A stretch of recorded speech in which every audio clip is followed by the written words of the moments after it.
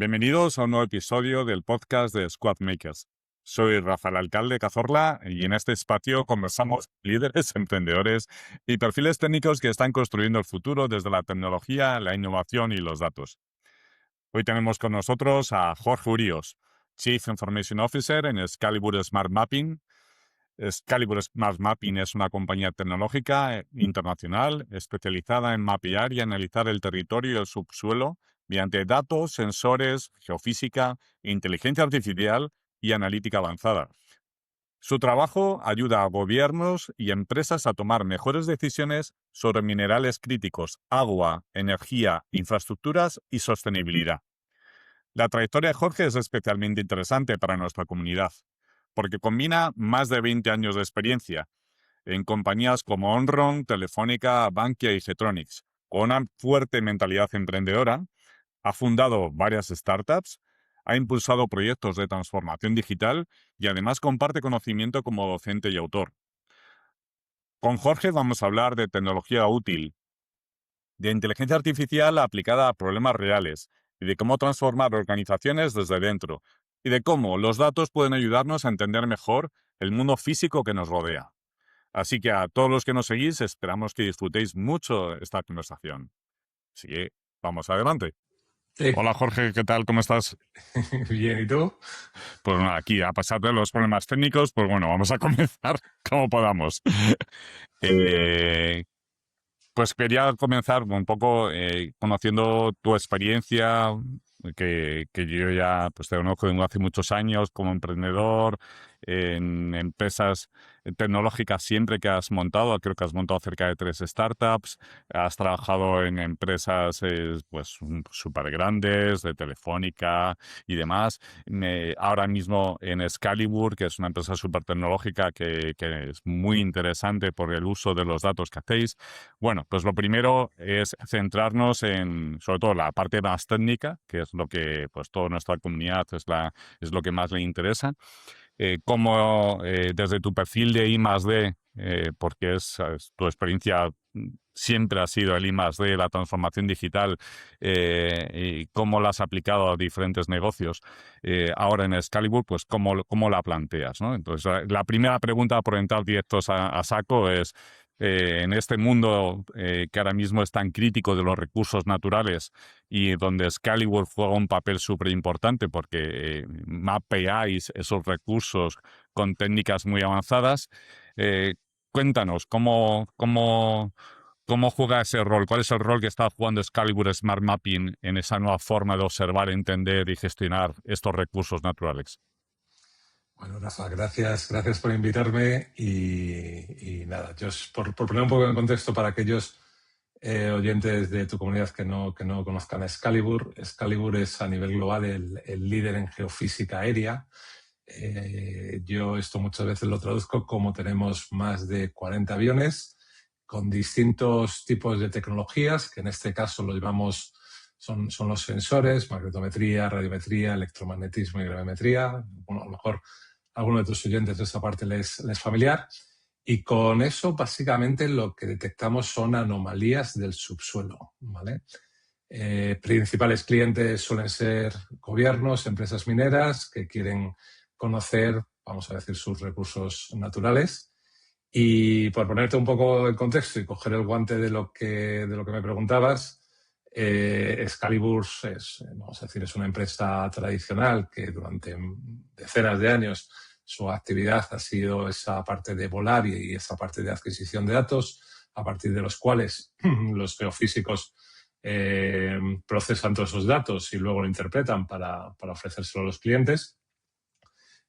Con mi llegada o a partir de mi llegada, lo que empezamos a enfocar es, oye, esto tiene sentido más allá de la pura parte de adquisición de datos, si ayudamos a nuestros clientes a gestionar esos datos y a entender cuál es el resultado o el valor que le pueden aportar, ¿no? Y al final han sido temas que durante muchos años se ha hecho de formas más tradicionales, vamos a decirlo así, y en los últimos años, con la llegada de la inteligencia artificial y las capacidades de cálculo que tenemos y de creación de modelos, pues estaba claro que podíamos dar un pasito más allá y no quedarnos solo en la parte de te entrego el dato, sino voy a ayudarte a esa toma de decisiones, que es donde estamos ahora Claro. enfocando y donde nos hemos enfocado en los últimos 3-4 años. Claro, eso entiendo que es la coletilla que ponéis a Excalibur Smart Mapping, ¿no? ¿Qué significa realmente? ¿Estamos hablando de mapas, de datos, de inteligencia artificial, de geofísica o de una nueva forma de tomar decisiones? Yo creo que fíjate, seguro que todos tus oyentes y la gente que nos escucha, cuando escucha hablar de minería, y a mí me pasó hace unos años lo mismo, como que te genera ahí cierto recelo de, oye, ¿hasta qué punto esto te cargas el planeta, ayudas a construirlo? ¿Qué es lo que estás haciendo, ¿no? Todo, curiosamente, como en otros muchos sectores, pasa por datos, ¿vale? Y con lo que esto es lo de siempre, lo que tú no puedes medir, no puedes ver cuál es el impacto que estás creando, para bien o para mal, ¿no?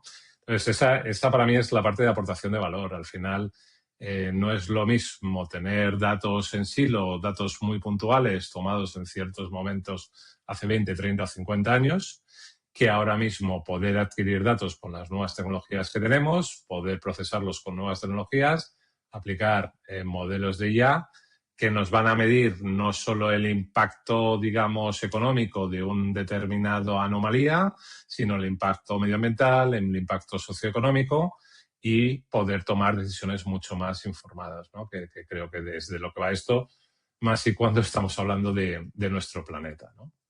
Y ahí es donde Claro, estamos. Dime. y ahí entiendo que es donde estáis utilizando la analítica de datos, no de una forma tradicional, donde aplicáis modelos de IA. No sé, cuéntanos un poquito más sobre esas técnicas que usáis. Correcto. Lo que básicamente empezamos a hacer ya hace 3 años lo primero es definir use cases, que seguro que en tu comunidad muchos lo trabajarán Algo nos suena. y lo practicaréis en vuestro día a día. Pues fue casi el primer reto, ¿no? Para mí, al final, lo de siempre, ¿no? Aplicar inteligencia artificial lo puedes mirar desde dos partes, y fue un poco el primer análisis que hice, desde la parte de vista de eficiencia, y en esta parte de eficiencia es cómo ayudo a los equipos, a mis compañeros de Excalibur, a que procesos en los que pueden tardar 3-6 meses les lleven horas o días, ¿vale? Y luego hay otra parte que es la pura generación de valor para el cliente, que es más, hasta ahora te entregaba este resultado, y ahora ya, además de este resultado, te puedo calcular o te puedo parametrizar estas otras variables, ¿no? Y son los dos ángulos que enfocamos cuando empezamos con el proyecto. Vamos a definir algunos casos de uso enfocados a la eficiencia, mejora de tiempos en los que ayudamos a procesar e interpretar los datos, y otro, generación de nuevas herramientas que permitan una mejor toma de decisiones para esa parte de creación de valor de cara al cliente, ¿vale? Dentro de ahí, cuando ya defines cuáles son esos casos de uso, ya ahí es donde empiezas a tener qué diferentes modelos de IA puedes utilizar y cuáles te dan un resultado que luego, una vez que luego se lo llevas al experto, valida o no valida, ¿no?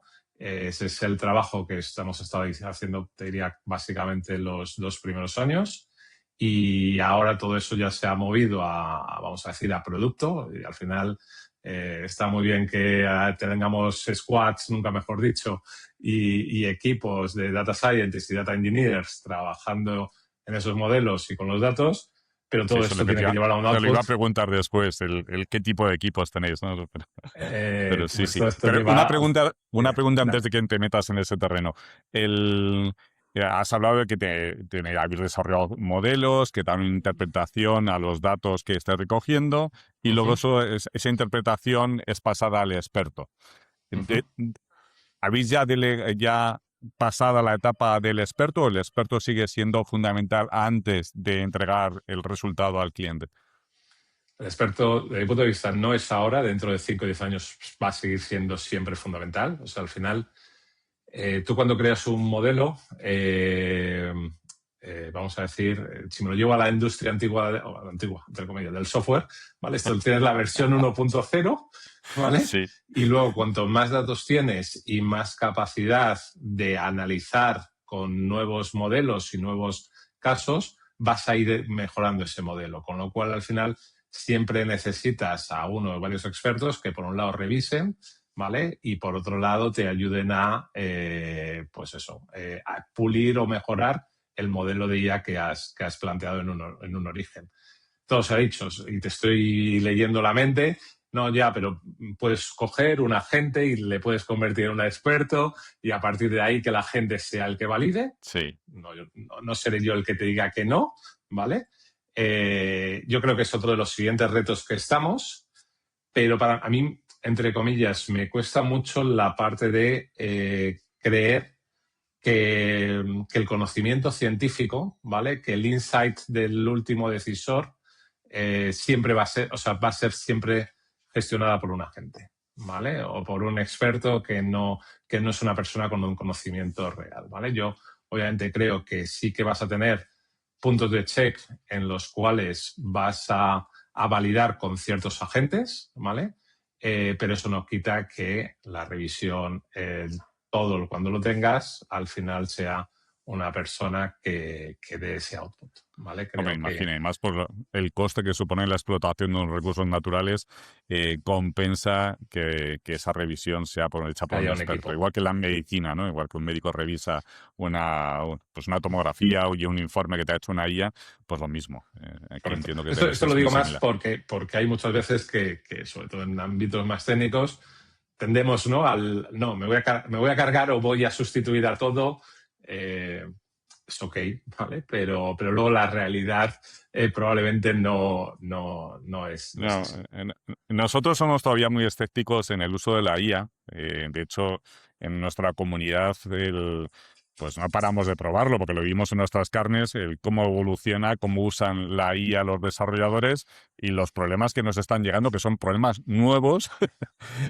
Sí, se producen más rápido, pero tenemos más errores. O sea, los bugs y la deuda técnica se ha incrementado. Ujú. Esto es algo Sí, sí, que en otros terrenos como el vuestro también se va a producir. Entonces, correcto. es Correcto. bien.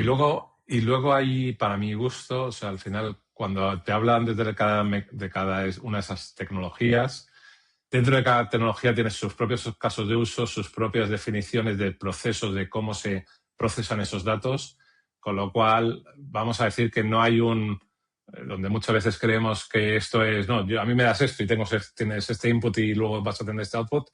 Esto no funciona así, ¿vale? Esto es No, la suma de muchos subprocesos, subconjuntos que existen con ciertas transformaciones, que hay ciertos momentos que hay que ir validando, hay algunos que puedes ya automatizar más, hay otros que necesitas validar por el experto y a partir de ahí acabas teniendo un output último, ¿no?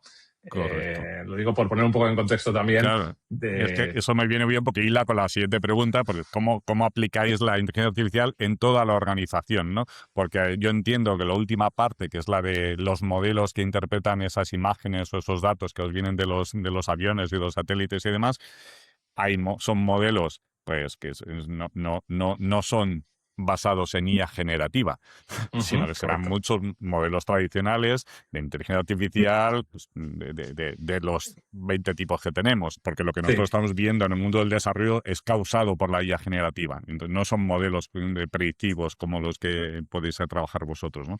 Cuéntanos un poco sobre esto, sobre todo en toda la organización, porque tú además estás a cargo de toda la transformación digital de toda la compañía. ¿Cómo vas a introducir o cómo estás introduciendo la inteligencia artificial? Muy buena pregunta. O sea, para mí hay, digamos, a fecha de hoy tengo dos roles o dos equipos separados, ¿vale? Uno es el equipo de IA, que está justamente con esto que hemos trabajado en los modelos, y luego hay otro equipo que sería más el equipo tradicional de tecnología, donde ahí estamos más con la parte del LLMs, Copilot, ChatGPT, Claude y compañía, ¿no?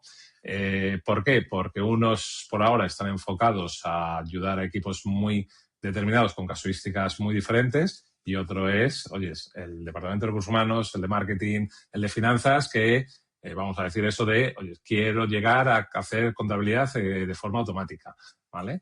Entonces, ¿por dónde hemos empezado? Pues Excalibur tiene, yo creo, una cosa bastante buena, que es, tenemos un tamaño de empresa que, dentro de que somos una gran empresa, no somos una empresa de estas de 10.000 o 20.000 empleados, somos alrededor de 400, 500 personas Y eso es lo que Distribuidas nos... por el mundo, no estáis Distribuidas todos por el aquí. mundo, eso sí, 14, 15 sedes ahora mismo, con lo cual, bueno, ahí sí que tenemos reto, además en los 3 usos horarios.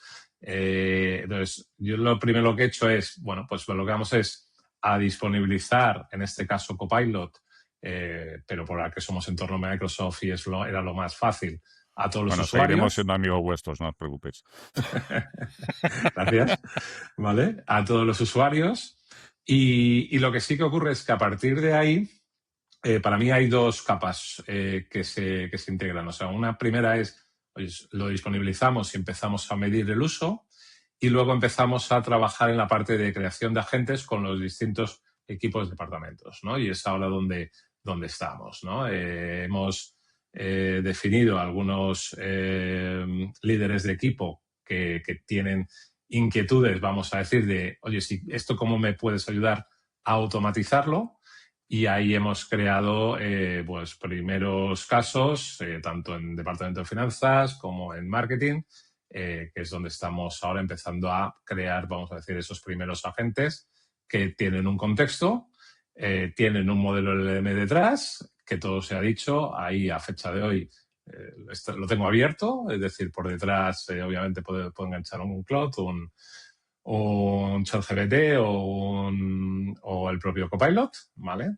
Y definiendo cuál es el contexto y las variables para que den el resultado que quieren en la aplicación que sea, ¿vale?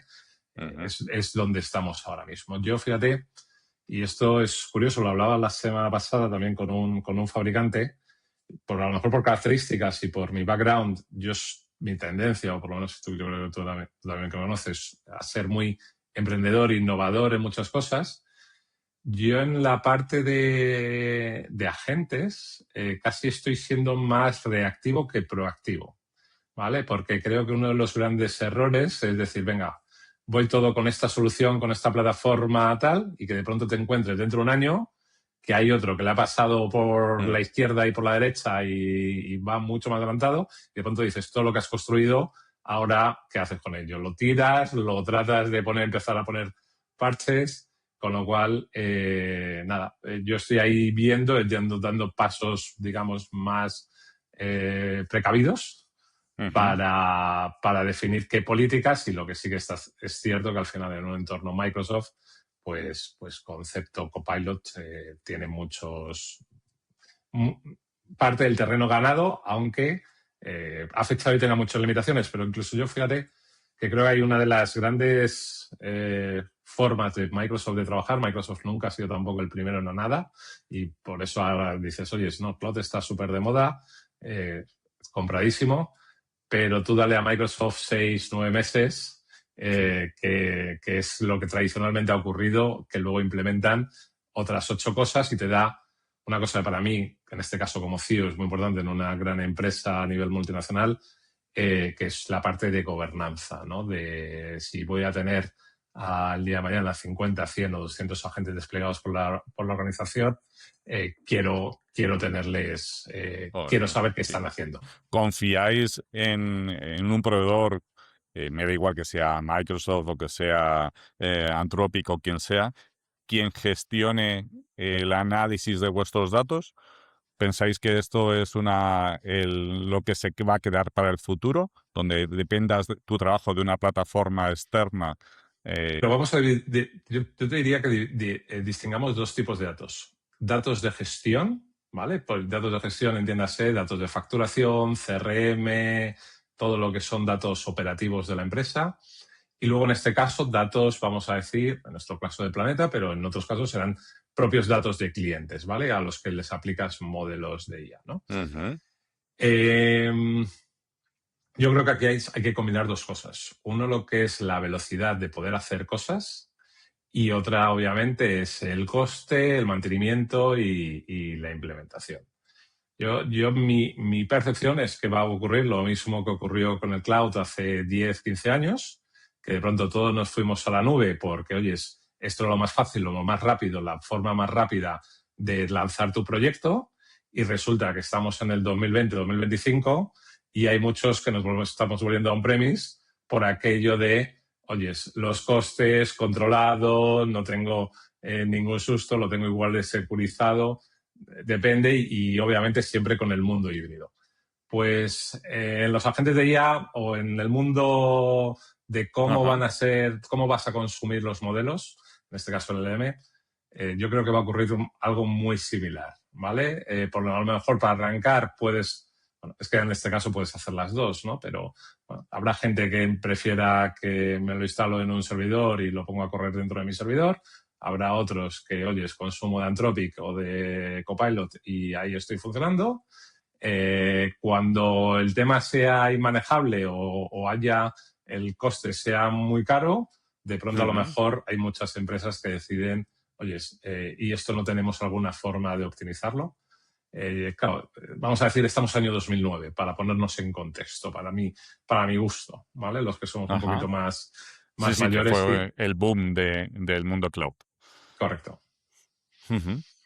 Sí, ¿Vale? opino igual.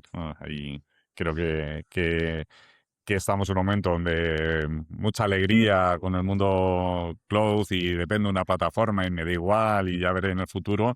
Y esto vamos a recoger velas en breve, Sí. sobre todo porque los costes no los estamos pagando en este momento. Correcto, ¿no? Y ahí hay un punto. Lo que vamos a decir, cloud o sea, entorno nube y entorno on-premise han podido ser 10, 15 años para, oyes, ahora cambio a cloud y ahora me vuelvo. Aquí esto no va a ocurrir en 15 años, va a ocurrir en 3, 5 años. Exacto. Sí, sí. Bueno, los tiempos Esto que manejamos en IA son muy diferentes muy diferentes. Bueno, de lo que tal. Sí. correcto, correcto. Y cuéntame, volviendo un poco a tu equipo, ¿qué, Ujú. qué estructura tienes? ¿Cómo organizas a los equipos de tecnología? ¿Qué perfiles son? Cuéntanos un poco. Te cuento. Yo tengo básicamente cuatro más uno equipo y ahora te cuento el quinto, que es mi carta secreta. Eh, tengo el equipo, vamos a decir, de tecnología de Information System. Permíteme de vez en cuando que hable en inglés, pero porque obviamente somos una compañía, nos manejamos en inglés en primer lenguaje. Tengo el equipo de tecnología tradicional, luego tenemos un equipo de IA, un equipo de software, un equipo de data y el quinto ahí que te digo, que para mí es el equipo secreto, es un equipo de financiación de I+D, ¿vale? Al Ajá. final, yo creo que hay una parte importante, ¿no? Muchas veces proyectos tecnológicos se ven como un coste. Si tú tienes una capacidad también de ayudar a la empresa a generar ciertos ingresos a nivel de subvenciones, pues obviamente, vamos a decir, el balance de la ecuación y el poder hacer cosas las haces de otra forma porque tienes proyectos y más de detrás que justifican esos desarrollos, ¿no? Dentro de los equipos más tecnológicos, pues por irte, o sea, ahí, digamos, yo creo que no hay nada que en este caso que tú no sepas, que tú no controles.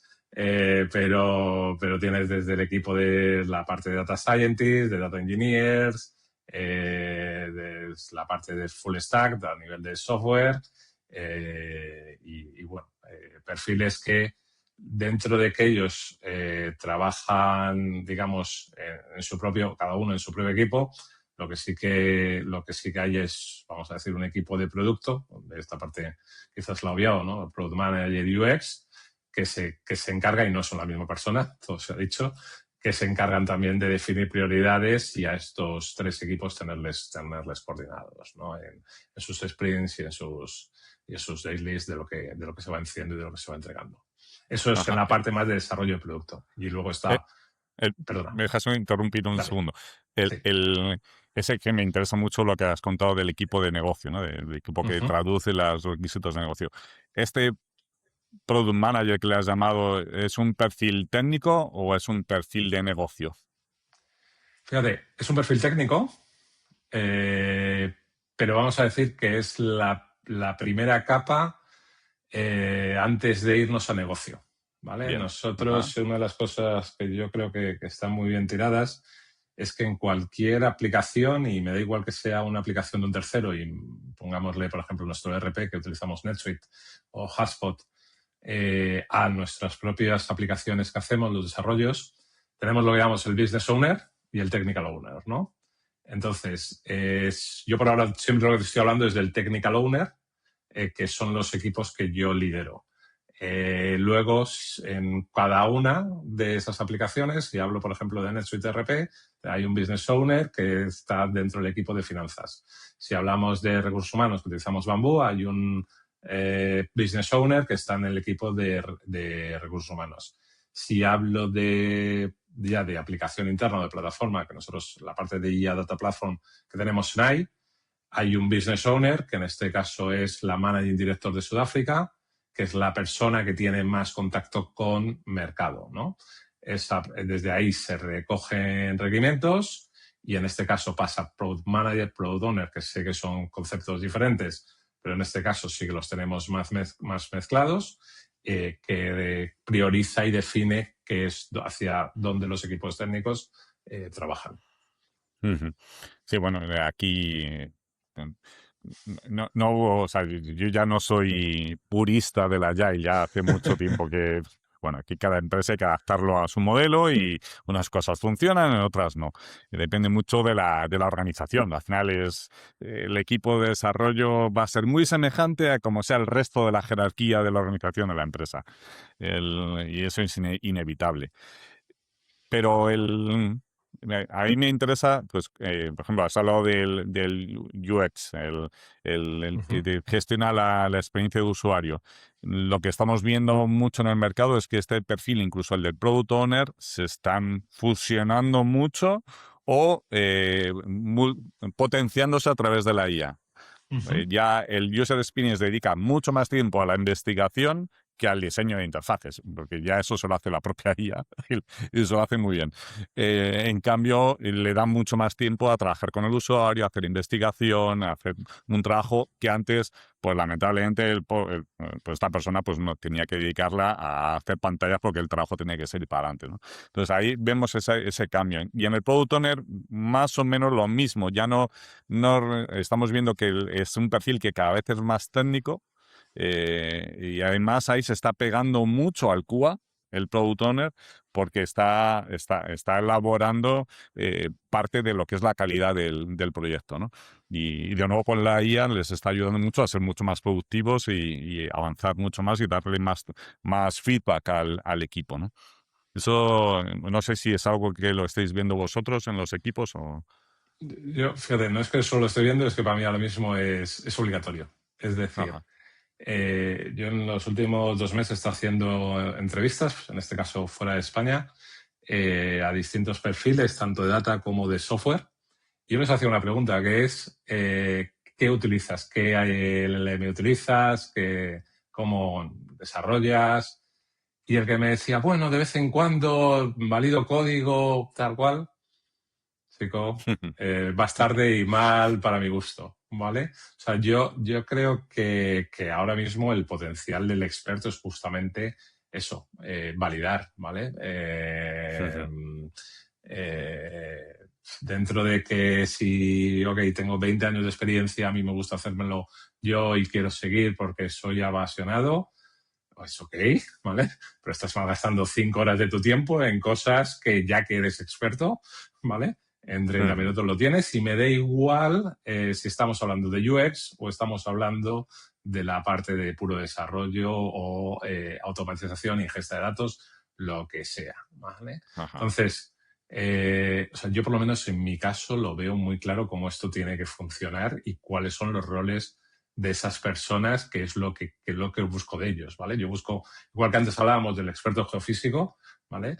Yo aquí busco al Product Manager experto que valida, a la persona de UX que define cómo se hace, pero no lo hace, ¿vale? Sí. Y que cuando lo hacen, cuando que sea Figma o la herramienta que utilice, Claude, me da igual la que sea, lo hace, ajusta o tal, pero no me digas que te has tirado 2 días haciendo un mockup, por favor. ¿Vale? Porque entonces me preocupo. ¿Vale? O sea, creo que hacia ese punto es donde estamos siendo. Vamos, no es que donde estamos siendo, es que hay otros que ya están allí desde hace tiempo. ¿vale?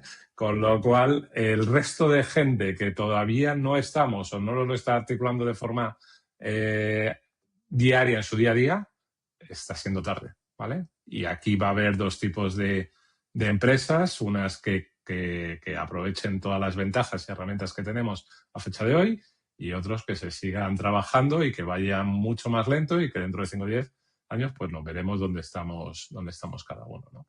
Ujú. Yo por lo menos es mi visión, quizás también vuelvo a lo mismo por experiencias, por lo que he vivido, igual que antes te decía, oye, implementación de agentes para algo del Copilot tal, por ahora más despacio, ¿vale? Hay otras cosas que dices que no. Perfecto.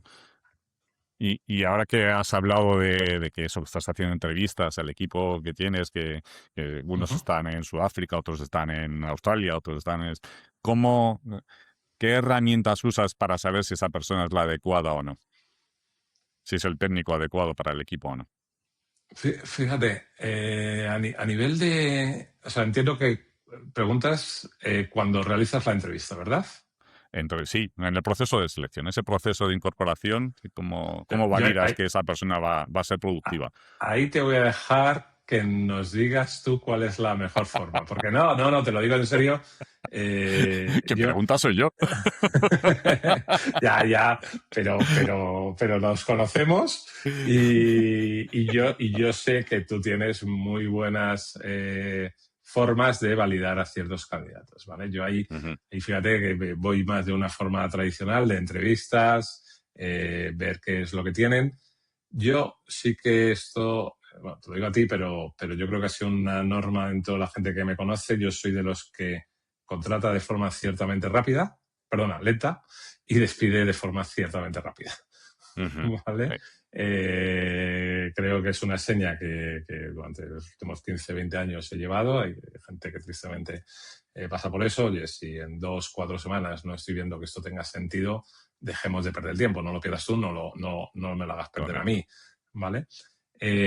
Dicho esto, en Excalibur, por también un poco el impacto en la empresa y todo, pues por ahora mismo no se nos ha dado ese caso de tener que despedir tan rápido, ¿vale?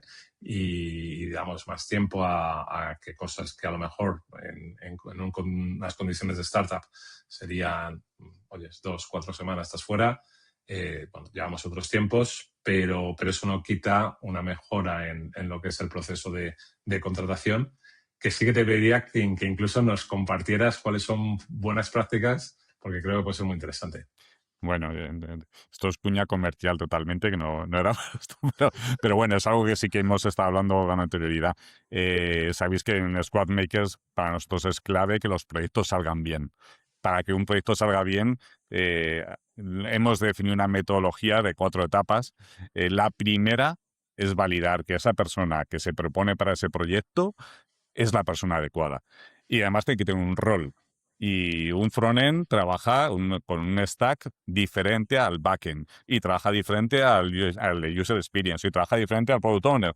Cada uno tiene sus circunstancias y tiene sus dificultades.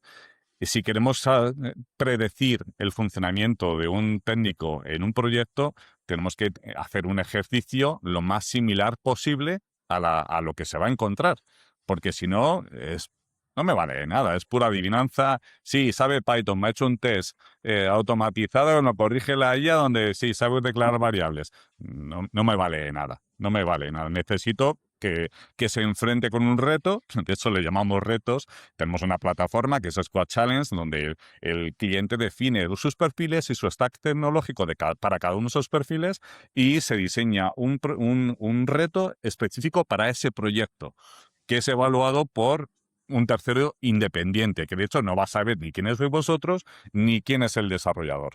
Lo evalúa totalmente alejado de si es un amigo suyo o es una empresa que le gusta más o menos. No lo va a saber nunca.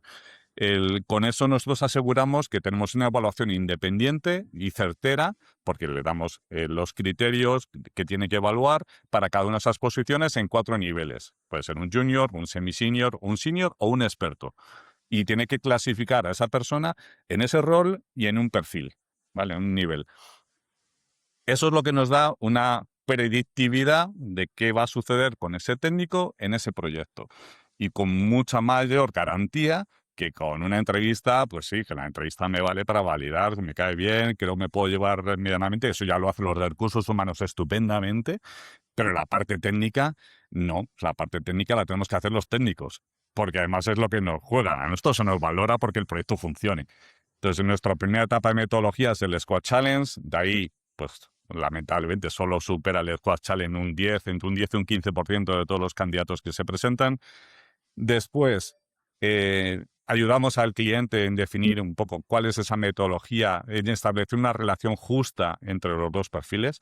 No siempre son los mismos casos, puede ser un proyecto pues, a tiempo parcial, pues un proyecto de una duración limitada o de larga duración, o quiero un empleado. Cada circunstancia requiere pues un entorno diferente y le ayudamos al cliente a definirla, le ayudamos en el onboarding y le ayudamos en la mentorización de esa persona que va a estar trabajando para que haga bien su labor y cuando tenga dudas pueda tirar de expertos que le resuelvan esas dudas. Eso es el enabling team. Pues todo eso son las 4 etapas de Squad Makers, ¿no? Donde creemos que realmente un proyecto tiene garantías de funcionar si se cumplen esas 4 etapas. Entonces, bueno, ya no quiero enrollarme más porque no se trata de esto, pero es... No, pero fíjate, me alegro mucho que lo hayas compartido porque lo hemos hablado alguna vez por encima, pero no he llegado a esto. Yo sabía que hay, lo de siempre, ¿no? Tenemos carencias y cada uno tiene que saber qué cosas tiene que mejorar. Y yo creo que está muy bien tirado y puede tener mucho sentido para nosotros y para cualquier empresa que en la parte de tecnología se enfoque, se tenga retos de contratación. Pero piensa en una empresa, o sea, que sois una empresa grande y puede adquirir desarrolladores compitiendo con empresas que pagan mucho, ¿vale? Cuando el talento que es limitado encima, pues oye, que no tengo capacidad de contratar a Jorge porque Jorge cobra muchísimo. No puedo, tengo que buscar a alguien que va a estar en remoto, que va a pedirte unas circunstancias que tú te tienes que adaptar a él. Estamos en un mundo mucho más competitivo, donde los ciclos de producción, de desarrollo de cualquier producto cada vez son más cortos, porque tengo que ir al mercado lo antes posible, porque si no viene el de al lado y me adelanta. Y ya llegar el tercero o el cuarto no es lo mismo. Entonces, ahí es necesario abrir tanto la búsqueda, no solamente un entorno local, sino un entorno internacional, a trabajar. Yo sé que trabajáis mucho presencialmente, sois una empresa donde valoráis mucho el contacto directo, pero hay muchas empresas donde el trabajo en remoto es una necesidad, no porque a ellos les guste, sino porque el desarrollador lo impone. ¿No? Primero porque a lo mejor está al otro lado del charco con 5 horas de diferencia. Entonces, en el trabajo presencial es imposible. Y hay que adecuarse y hay que preparar ese entorno, ¿no? Correcto, no. Completamente. Dicho esto, o sea, aquí yo tengo 2 camisetas. Una es Excalibur, que efectivamente tiene una preferencia por la presencialidad. Yo, personalmente, y creo que esto lo sabes bien, estoy mucho más abierto a dónde está cualquier persona y al revés, lo que busco más talento, independientemente de presencial o no, pues porque al final las herramientas que hay te va a decir si esto está funcionando o no está funcionando, ¿no? Entonces, bueno, pero dentro de eso yo creo que sí que es un tema muy importante. No es lo mismo perder 3 meses o 6 porque has contratado a la persona incorrecta que no contratarle y alargar a lo mejor el proceso un mes, ¿vale? Y seleccionar a la persona correcta. Así que yo creo que, bueno, yo por lo menos a nivel personal me apunto el tema porque creo que puede tener mucho sentido. Bien. Teníamos una pregunta que la tenía que haber hecho antes, pero bueno, quería hacértela ahora. Has trabajado en compañías muy grandes, ¿no? Telefónica, Bankia, Omron, Getronics. ¿Qué aprendiste sobre transformación digital en esos entornos corporativos tan complejos que has podido adaptar a tus startups o a la situación actual en Excalibur? Muy buena pregunta. O a lo mejor no aprendiste nada, o qué es lo que no se debe hacer, qué es lo que hay que hacer. No, al revés, yo creo que en todo momento aprendes cosas y justamente todo lo contrario. Yo creo que tuve la fortuna de en mis comienzos pasar justamente por diferentes empresas multinacionales, gran empresa, pero además por diferentes departamentos, ¿vale? Y quizás, y esto es curioso, la peor experiencia fue en lo que es Bankia, que antes era Caja Madrid, que estuve algo así como 1 año y medio en departamento de organización, donde básicamente hacíamos flujogramas, asignación de tareas, puestos de trabajo, medir carga de trabajo de los distintos equipos, departamentos. Pero me dio a mí al final una visión que era la parte quizás a lo mejor que menos tenía, que es la de los procesos internos. O sea, al final la empresa se mueven por dos cosas, uno por lo que vendes y otro por la parte de cómo operas, cómo procesas internamente tu producto, ¿no? Tu servicio. Entonces, quizás a lo mejor por cómo soy y también por background, yo tenía un componente más de la parte de marketing, ventas, que iba más de serie, ¿vale? Entonces, el tener esa parte de definición de procesos, carga de trabajo, tareas, flujogramas, qué es lo que ocurre, por qué ocurre esto y por qué aquí tienes un árbol de decisión y por qué no das saltas. Para mí eso es el core, luego ya que lo puedes transformar en tecnología. Si no tienes esa base, eso es como, oye, quiero multiplicar pero todavía no sé sumar. Ya, pero es que tú puedes aplicar IA porque sabes cuál es el proceso que siguen el departamento o el equipo X para que ocurra algo. Si no, olvídate. O sea, no vas a poder aplicar nada de IA, no vas a poder... Lo mismo, que es desarrollar software, tú necesitas saber cuál es el proceso, cuáles son las entradas, cuáles son los inputs y cuál es el output que quieres tener, ¿no? Entonces, fíjate, a mí al revés. Yo creo que esas experiencias que tuve al comienzo de mi etapa fueron las que más me abrieron la mente y, por poner en contexto, trabajé tanto en departamento financiero, en marketing y en organización, con lo cual es un mix un poco raro, y luego acabé en tecnología, donde ya he desarrollado toda mi carrera los últimos 20 años, ¿no? Pero siempre con ese background de conoces la parte puramente más contable, desde esa parte, a la parte de marketing, generación de leads, eventos, desde la parte, digamos, de marketing tradicional, luego ya reconvertido en marketing digital, y esa parte de procesos de organización que, como te digo, que creo que es clave si quieres operar cualquier empresa. Es que mientras hablabas, te he imaginado en una serie de circunstancias en esas empresas que te tiro la pregunta así a bocajarro. Vale. ¿Cómo convences a una organización de cambiar cuando el sistema actual todavía funciona? Todavía funciona. ¿Cómo haces que una organización como estas en las que has comentado pues decida, oye, este producto sí, están facturando con él, pero hay que evolucionarlo y hay que cambiarlo? ¿Cuáles son las claves para que eso, que tú como CTO, como CEO, has conseguido convencer a esa empresa para que tome esas decisiones? Bueno, son dos partes principales, ¿vale? Uno se traduce en dinero. Ajá. ¿Cuál es el ROI? ¿Cuál es cómo esto lo puedes... ¿Qué va a implicar? ¿Vale? Sin esto no funciona.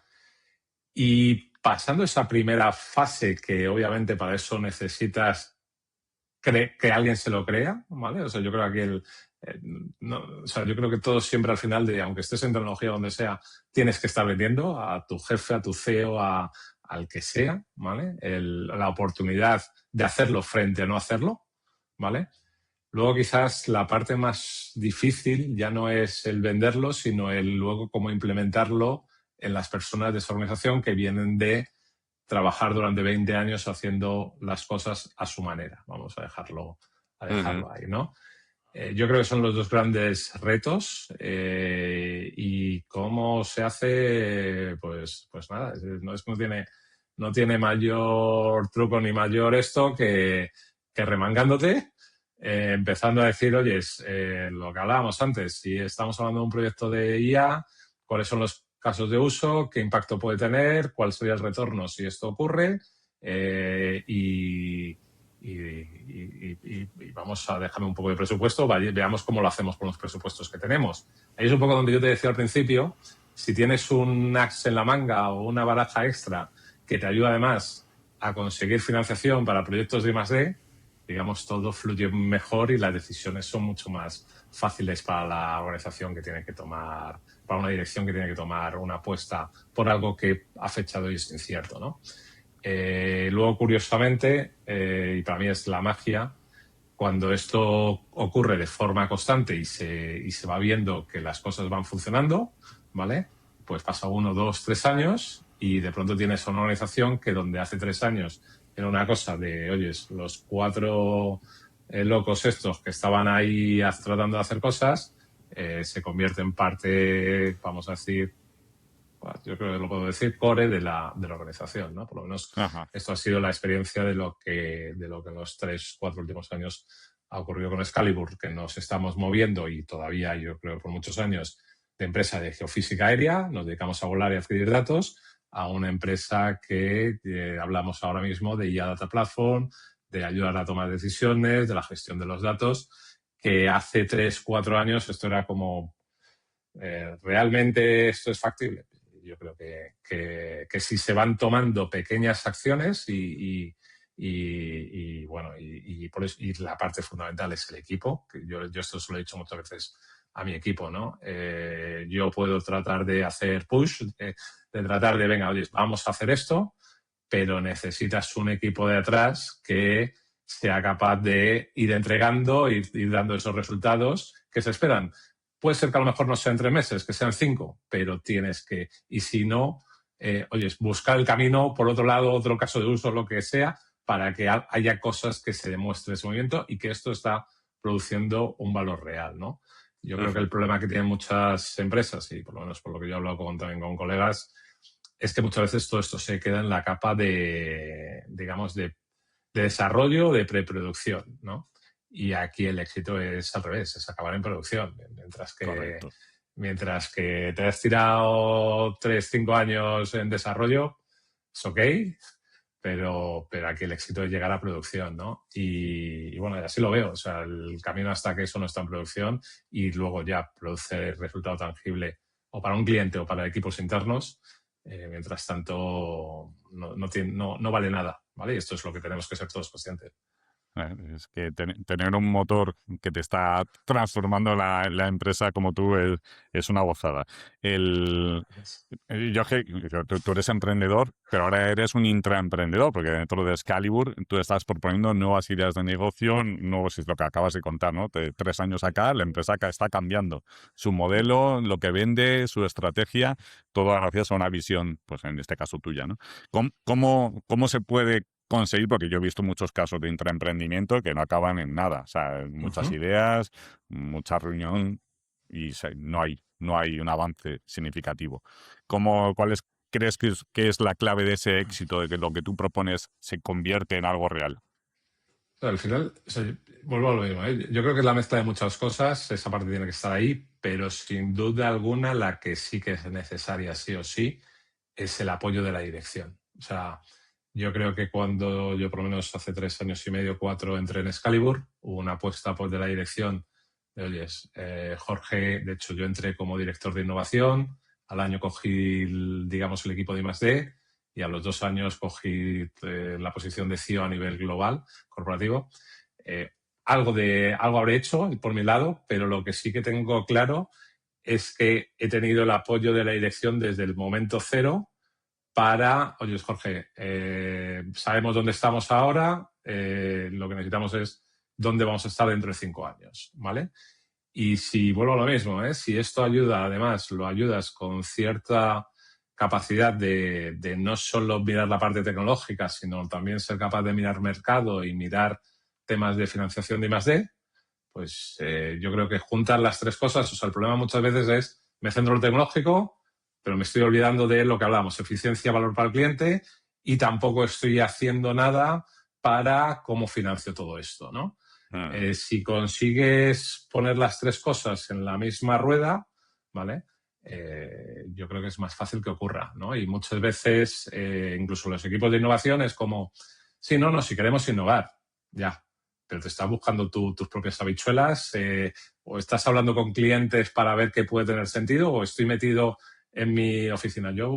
Fíjate, y a lo mejor en esta parte me enrollo, ¿no? Pero a mí hubo un momento yo creo que fue hace 2 años, que para mí fue muy, muy, muy gracioso porque yo estaba, creo que volviendo de un vuelo de Frankfurt, tenía a mi senior software developer, le tenía en Londres, tenía a mi product manager en París, tenía otro en no me acuerdo dónde, y de pronto, y yo llegaba a las 9 de la noche y digo, joder, que es que una parte del equipo en ese momento pequeño, porque era más pequeño que el que hoy tenemos, tengo el 50% de la gente no en la oficina, ¿vale? Uno en un evento, otro hablando con un cliente, otro tal.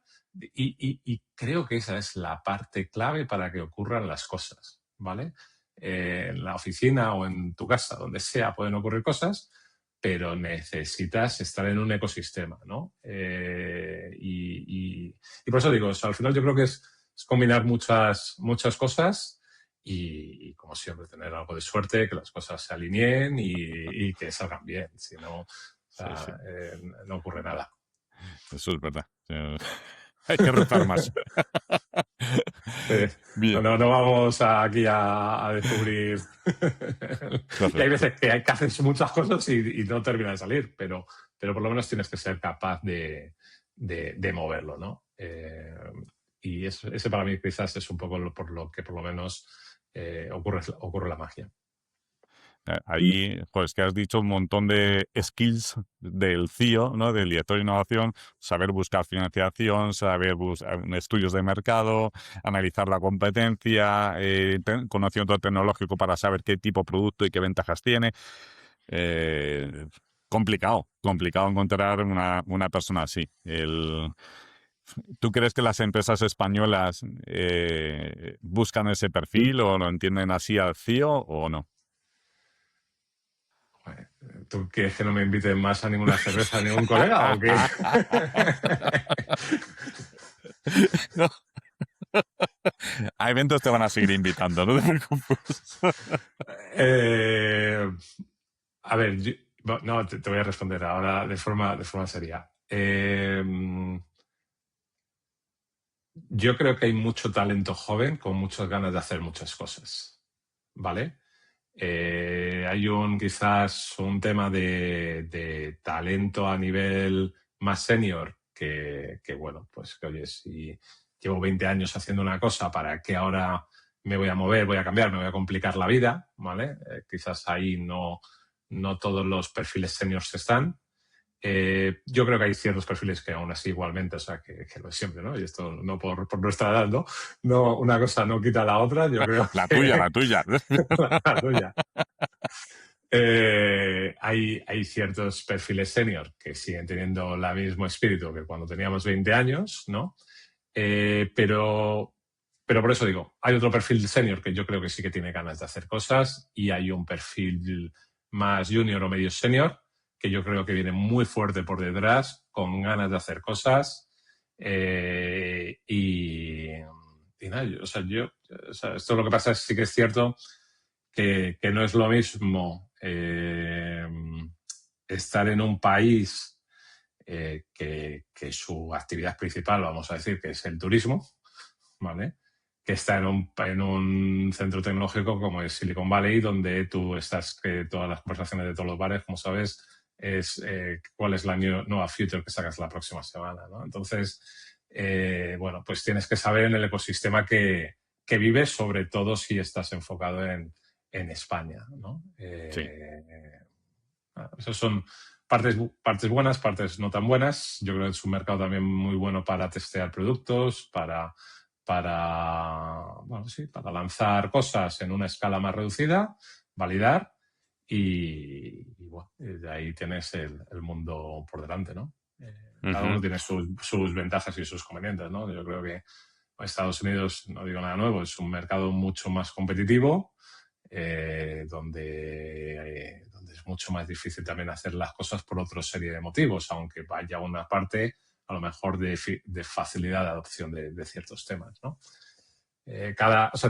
Para mí, fíjate, una de las cosas que yo sí que creo que tengo claro de los últimos 10, 15 años es cada mercado tiene sus reglas. Esto es como un campo de fútbol, ¿vale? Y tú tienes que saber dónde estás compitiendo, cuáles son las reglas de ese mercado, tanto para levantar inversión como para conseguir financiación pública, como para validar o posibilidad de llegar a un IBEX 35 con SP500, donde puede ser más fácil llegar o no.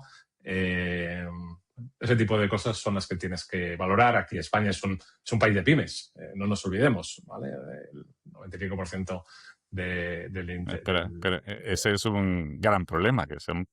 Aquí pyme, cuando decimos pyme, hablamos de micropyme.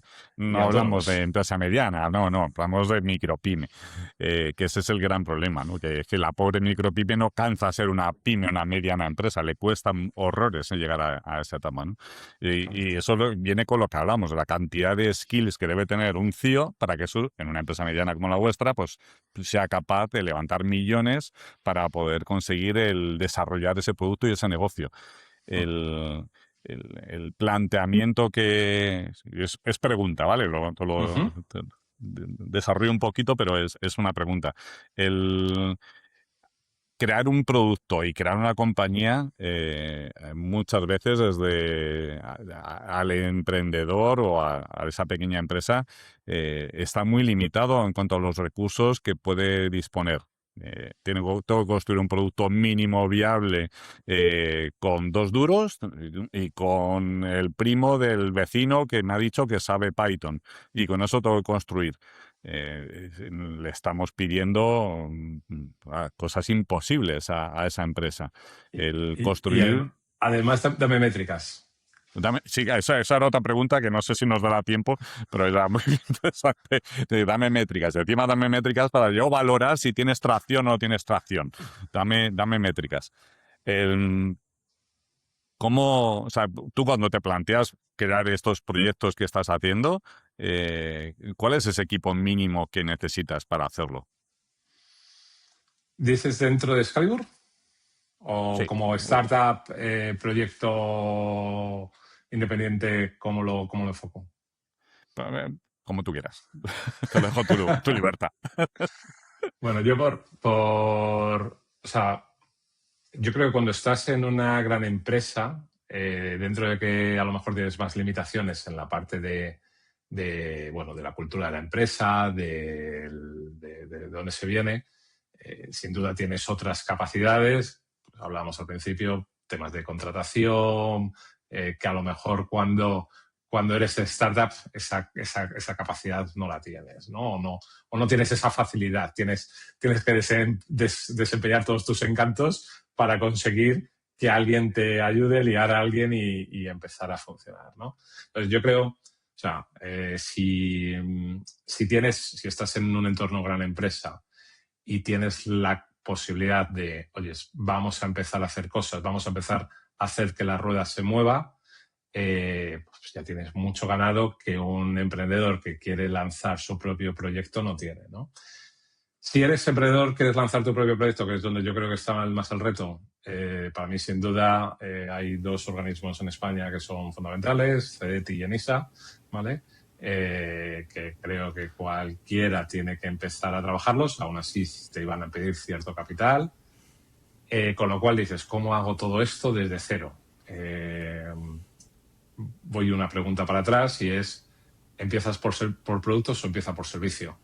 La única forma en la que, desde mi punto de vista, es factible si no tienes recursos, no tienes capacidad económica, no puedes esperar 6 meses, un año, a ver si tu producto funciona, tienes que ofrecer servicios, ¿vale? A partir de que esos servicios van generando ciertos ingresos, ya puedes empezar a transformar o ver cómo transformas eso en producto, ¿vale?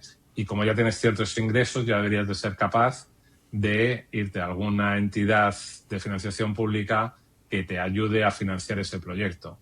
Y a partir de que tienes ese producto, sí que puedes ir a la siguiente fase, que es, oye, no sé si son business angels o early investors, pero tratar de ver si puedes conseguir algo de financiación privada, ¿vale?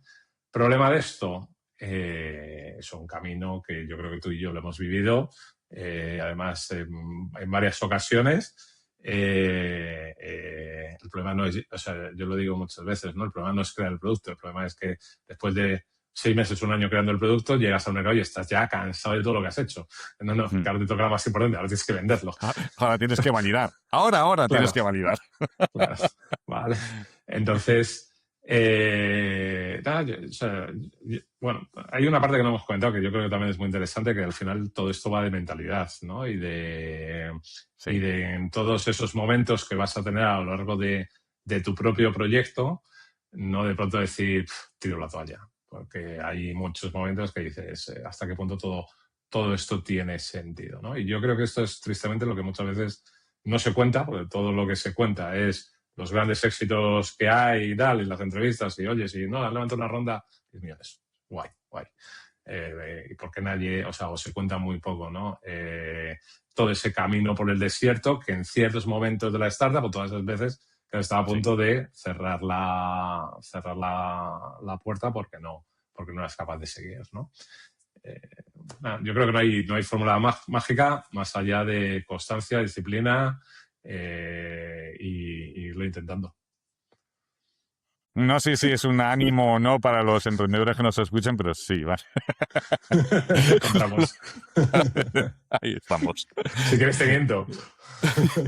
Ya no sé, porque ya estaba pensando, bueno, ya con lo que hemos hablado, seguro que hay mucha gente que quiere conocer más sobre Roque Urios y no saben que tiene un libro publicado. Esa es la pregunta. Cuéntanos, cómo te pueden, de qué va el libro, cómo se llama el libro y dónde lo pueden encontrar. Bueno, pues nada, en este caso, hace 6 meses lancé un primer libro que se llama El mundo en 90 días. Justamente viene lo empiezo contando, ¿no? Si me voy de una parte de mi experiencia que se remonta al 2010, 2013 en San Francisco, donde me acuerdo que básicamente tú ibas allí con tu Investor Deck a presentar a inversores y básicamente lo que te encontrabas era, oye, eres capaz de lanzar esto y en 3 meses tener esas métricas, validar el producto y si no eras capaz estabas muerto. O sea, una de las cosas, tanto por coste de vida allí como por presión, como por todo, era, oye, aquí no te puedes tirar 3 años para ver si validamos ideas o no, ¿vale? Una de las cosas que aprendes rápido es que en 3 meses tu producto o servicio tiene que estar funcionando o si no, cambia, porque esto no te puedes tirar 3 años y no vas a ir a ningún lado. Entonces, esa misma experiencia que tuve a mí se me quedó grabada y a partir de ahí, cuando volví en España en 2014, pues básicamente lo apliqué casi a mi vida directamente, ¿no? Y creo que es muy extrapolable incluso en muchos ámbitos, ¿no? Tienes, Dios no lo quiera, ¿no? La defunción de cualquier familiar, pues tienes ahí un periodo de 3 meses, o a lo mejor primeras semanas que estás asociado, pues probablemente en 3 meses oye, ya estás mejor, ¿no? Te deja tu novia de toda la vida o tal, o rompes tú, me da igual. Tienes 3 meses que estás súper fastidiado, a lo mejor no, pero típicamente puedes estar y pasan 3 meses y oye, el mundo no se acaba, ¿no? Entonces, cuando lo empiezas a interiorizar en tu vida y luego con los equipos de trabajas empiezas a decir, oye, y más en un entorno gran empresa, tienes muchas cosas que hacer, pero dices, si esto no va a hacer 20 tareas, esto va a hacer 1 o 2, ¿vale? Que son las que realmente me van a ayudar a mover la rueda este trimestre, ¿vale? Cuando antes hablábamos de hacer magia, en cualquiera, yo creo que de las personas que me están oyendo, es que yo tengo 30 tareas, es que a mí no me da la vida. Y yo creo que nos pasa más, en mayor o menor medida a muchos, ¿vale? Está muy bien. Y puedes hacer 30 cosas, pero de esas 30 va a haber 1 o 2 que son las que realmente mueven la rueda, ¿vale? Si tú cada trimestre, esos 90 días, defines cuál es esa primera prioridad, segunda prioridad, qué es lo que realmente hace moverte, es un tiempo lo suficientemente largo para que ocurran cosas y es lo suficientemente corto para que no es un año, porque muchas veces, y aquí está la típica postergación de, bueno, es que todavía me queda ya hasta final de año, estos son mis objetivos del 2026. Bueno, ya lo haré el próximo trimestre, ¿no? Sí. Es un tiempo suficientemente corto para ir produciendo resultados, evidencias que le llamo en el libro, tangibles de que esto está funcionando, ¿no? Entonces, nada, esto básicamente al final, y con esto cierro mi libro, nunca mejor dicho, es lo que vi que aplicándolo a equipos y a mi vida en general funciona, ¿no? Tener esa serie de evidencias que hacen que en un periodo de 90 días puedas avanzar y es lo que he plasmado en el libro con ejemplos y, bueno, sobre todo por aquello de compartir conocimiento, ¿no? Que yo creo que muchas veces lo más importante y lo más gratificante que hay. ¿Y dónde podemos comprarlo? Pues, lo primero que voy a hacer ahora cuando colguemos. Mm. Gracias, Amazon. Amazon. Amazon, El Perfecto. Mundo 90 días y nada, y ahí me tienes por ahí. Yo tengo dos preguntas ya para terminar. Son muy rápidas, muy rápidas. Son preguntas que siempre hago a la hora de las entrevistas. Entonces, creo que son muy interesantes a la hora de conocer a otra persona, ¿no? Ujú. ¿Quién es un personaje histórico que para ti haya sido un modelo a seguir? Steve Jobs. Ajá. Y muchos me pueden criticar por eso de, ¿Por ir en cómo chanclas a la trataba. oficina o por...? No, porque, o sea, yo creo que ha hecho cosas que nos ha cambiado incluso a todos la forma de, o sea, el iPhone, el iPad, o sea, ha hecho cosas que el iPod al principio con la parte de Sí, MP3, de música, ha hecho cosas que ha cambiado la forma en la que nos comportamos, hacemos, sí. todo, ¿no? Entonces, para mí hay dos temas, ¿no? Por un lado, ya no es tener la visión, sino tener esa capacidad de ejecución. Yo estoy seguro entre comillas lo viví, aunque de lejos, ¿no? Esa época 2007 lanzamiento del iPhone, 2010 lanzamiento, 2009 lanzamiento del iPad. Si no sé el volumen de unidades que sacó en ese momento, pero yo estoy seguro que si no se llegan a vender como se vendieron, Apple estaría muerta. Sí. ¿Vale? O sea, y curiosamente, a raíz de eso, Apple de pronto empieza a estar más viva que nunca, ¿no? Entonces, Ujú. esa parte de locura, dices tú, un CEO probablemente normal no hubiera dicho, me la juego toda a fabricar, no sé cantidades, 50 millones de iPhones a ver si se venden. Porque como no se hubieran vendido,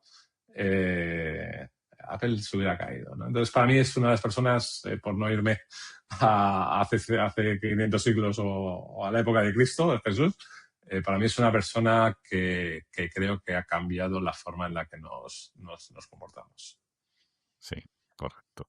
Y para aquellos que se querrían incorporar al equipo de Excalibur o a tus próximas futuras startups, ¿qué requisitos les pedirías? Proactividad y ganas. Fíjate, ahí yo lo tengo muy claro. Ajá, Creo que con... Discúlpame que me está entrando una llamada. no pasa Perdóname. nada. Proactividad y ganas. O sea, creo que es la parte fundamental de la gente, ganas de crecer, de superarse, de aprender y obviamente de aportar en la medida que cada uno pueda. Fenomenal. Pues Ah, yo creo que ha sido una entrevista estupenda. Muchísimas gracias, Jorge. Te lo agradecemos un montón. Y espero que la gente se pueda poner en contacto contigo, te deje pues, sus comentarios en el vídeo y demás. Y sabes que lo publicaremos en LinkedIn, posiblemente en X y en YouTube. Así que nada, pues, ahí lo compartiremos y gracias a ti en cualquier caso por invitarme. un placer, un placer. Mil gracias y gracias a todos por estar aquí. Un Un abrazo. abrazo.